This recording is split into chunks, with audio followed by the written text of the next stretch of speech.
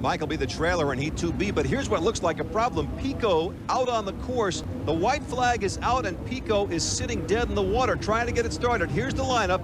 Again, this is inverted. Mitch Evans on the inside. Miss Budweiser in lane 4. Exide will be the trailer, but Pico is not able to go. From a driver's point of view, this is kind of like a double-edged sword. Mark Webber wanted to run the Pico to see if he could learn something, if he could beat him or not. But knowing that he's out now, he's relieved that he doesn't have to run against him. Pico also had an inside lane, lane 3, compared to Budweiser's lane 4, as we watch going around the first turn from the Labatt Eye in the sky. And now Mark Webber, as Tom says, does not have to contend with Pico. He does have to contend with the other boats to the inside of him, and appears to be doing it very nicely, thank you. Well, they've got this boat set up so it's going to run. They've got their bullet motor in there, their best prop, because they knew that they were going to run this boat, the Pico. They're not running the Pico, so they're kind of on a cruise control right now. Got to be a very dejected Mark Evans we just saw in the cockpit there. As we said, he came in here on a roll, but Lady Luck has turned, at least for this heat. Also an opportunity for this boat, Truck Gear, 128 miles an hour on the Zodiac lap timer. And Miss Exide with Mike Webber running strong so far. Again, he came from the trail position. Now, from the Labatt Eye in the sky, you see the lead that Mark Webber has taken in the Budweiser. Well, one of the things that's going to hurt the Budweiser racing team is they really needed to square off with the Pico boat, run as fast as they could to learn if they could deal with this guy in the final heat once they get there. 135 miles an hour on the lap timer from Zodiac for the Budweiser.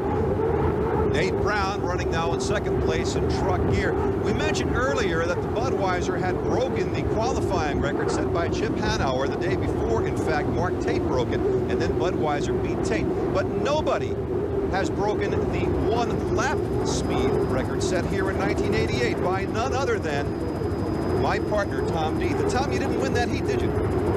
No, that was a real close battle with Scott Pierce, and I just was trying to go as fast as I could to catch up, and that's when the record was set.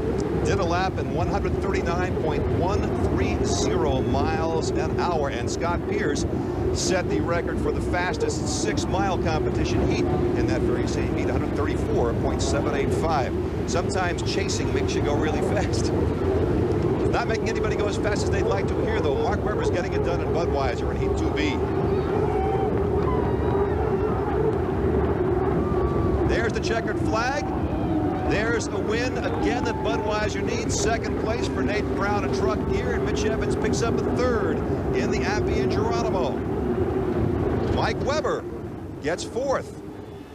At no points for Mark Evans and Pico American Dream as we check the Fruit of the Loom results. It turns out the Pico burned up the hot end. So, a perfect 800 for the Budweiser. Mark, a great victory, another 400 points, and you raced your brother. Yeah, it's a big 10-4 there. It's a 400 points, and Pico didn't get any. And as you know, it's a championship. I'm taking one heat at a time. I'm not even thinking about the final. I'm not even thinking about Hawaii. Get ready for 3A or 3B. That's how we're going to win this championship. Did you learn anything about the water conditions? There are definitely rollers on the backstretch, but not a bad setup for the conditions. Bernie, what do you think about this? Well, I tell you, he's doing an outstanding job. You can remember that, Tom. You know how about that rough water is out here. I think you still hold a record. But anyhow, he's doing a good job. Miss Budweiser's going to be not the result you wanted, but it appeared you were having trouble right from when you left the dock. Right. Just as I left, I heard a little poo, you know, just a little hesitation, and it kind of went down. I got right back on the starter, and nothing was happening. And so I, you know, rated the crew and told them what had happened, and the temperature started rising on it. And they wanted me to keep trying, and it got pretty darn hot, and I think we just melted her down trying to restart the darn thing. So that's like they say, that's racing. So, but we'll get back out. We got lots more engines, lots more bullets. We'll go after them here next heat. Now, Bill Doner's in his 4th year as commissioner of Unlimited Hydros, but earlier this year in Norfolk. This is it. November 1st at the end of the season. We'll have a nice transitionary period where we'll put somebody else in place. But here in Las Vegas, maybe we made a little more progress than I thought we had. I was looking forward to November 1st going and laying on the beach in Cabo San Lucas again, but I guess we'll continue on. We'll sure give it another year's shot. I really think that the boats and the racers and the people have really pulled together. I'm not going to make this a yearly thing where I tell them I'm quitting just to pull them back together. I didn't graduate from theatrical school, contrary to what people think. But at the same time, I think today's racing in Las Vegas, what we did in Seattle, San Diego, Tri-Cities, Kelowna, all of them, it just it changed my whole attitude on things. And I sat back and took a good look at it from afar, and I think we're headed in the right direction. I think we're going to be fine. So the commission's back in. Now, rumor has it, the owner of this boat is out. Close call, head honcho Steve Woomer calling it quits at the end of this year. But who's to say a championship would not change his mind? Luck of the draw, close call will not have to compete against Miss Bud or Pico in Heat 3A. Hydromaniacs, keep close to your UHRA.com website, and we'll be following up in Hawaii as the turbine turns. But on to more scholarly things. Professor Dieth's Pico Performance Corner lesson today is on the home, you say. Hey, you We've often heard drivers and crew chiefs talk about various parts of their race boats, spars, non-trips, air traps. Let's take a bow-to-stern look at an unlimited hydroplane and show you what these are. This is the spar area here. It's an integral part of the boat. It's a box construction, and it ties the two sponsons together. The air trap is right here, and it does exactly what it says. It traps air, funnels it through the boat, so the boat rides on a cushion of air. We have the bottom of the sponson here. Now, basically, the sponson is a pontoon filled with air. It's like another member of the boat. This is a non-trip area here, which keeps the boat from dropping into the holes into the corner. We also have a non-trip on the side that goes all the way to the transom, and we get back to this area here where we have the shoes. These are kind of like a wheelie bars on a dragster, so if the boat pitches up in a blowover attitude, this makes contact with the water. It also helps the boat on acceleration off the turn. I hope you're paying attention. There's going to be a test later in the program, but next up we'll test the teams and drivers again. Heat 3A coming right up.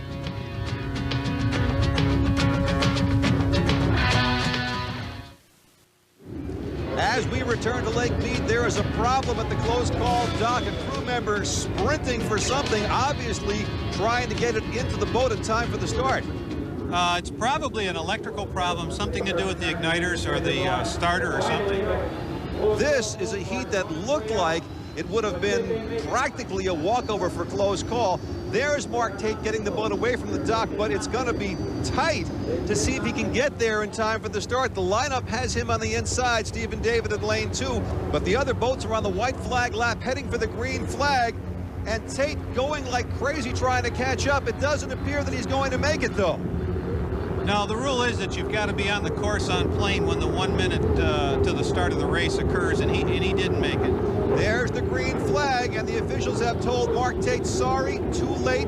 Get off the course. We've got a race, and you're not in it. Steve David is in the lead now as we look from the Labatt Eye in the sky around the first turn, and just behind him in lane 2 now will be Nate Brown in truck gear.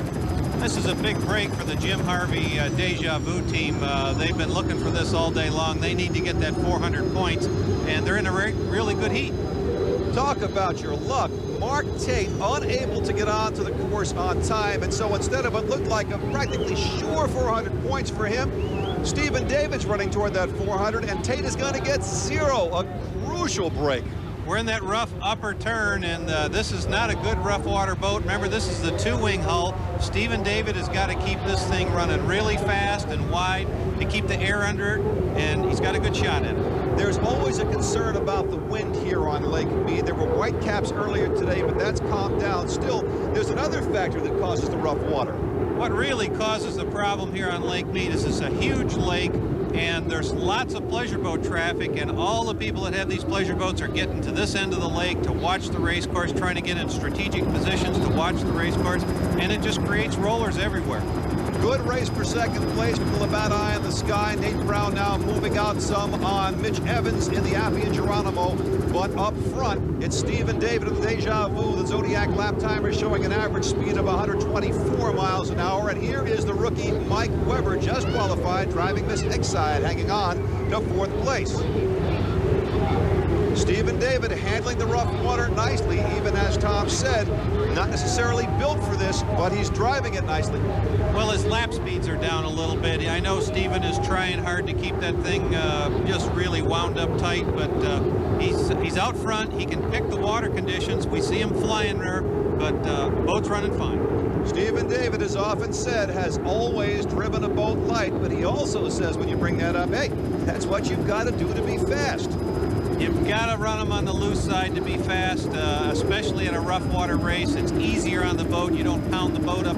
If it's in the air, it's not in the water, so it's protecting the equipment. And he is doing that very well. Stephen David, a very well-respected driver, perhaps a little more support monetarily for this Jim Harvey team could get it up among the elite boats. A lot of people feel that it would. Well, Jim has been one of the best crew chiefs and best owners on the circuit, very loyal.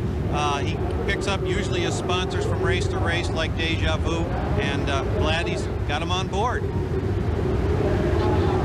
Nate Brown driving truck gear, the number 2 boat for the Steve Boomer team. The average lap speed of 119 miles an hour, underlining what Tom said earlier, that this is much slower than you might see at other courses, especially San Diego, our last event.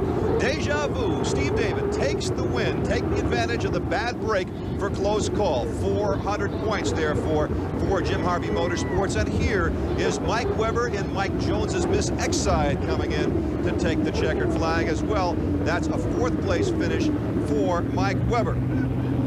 So the Fruit of the Loom results show us how they did finish, but more importantly, what happened? A close call.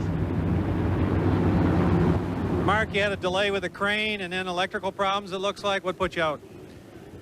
Well, we definitely had an electrical problem, and, you know, this crane just moves slow, and we told them at the driver's meeting that we might have a problem over here dropping these boats in on time, and I thought they would, you know, let us go, but they didn't. But, you know, combination of 2 problems there. Mark and crew chief Jim Lucero did bring up possible crane problems. Chief referee Mike Noonan said if it happened, it'd be taken care of. At best, then a tough call by the officials. The second stroke of bad luck. Close call this time. Pico in the last heat. Who's got the rabbit's foot? Bernie Little here showing the boat off to August Bush IV. Let's go back to the docks with the winner of Heat 3A. Hey, Tommy. Stephen, did you know the close call was out? Yeah, I saw him on the right, and that's a shame because Mark's really driving a heck of a weekend, and I know been a much tighter race had he been in there, but we'll take that victory and move on to the final and try to win that thing too. Well, the Deja Vu boat ride was a lot of it in the air. Yeah, it's a little faster in the air than on the water.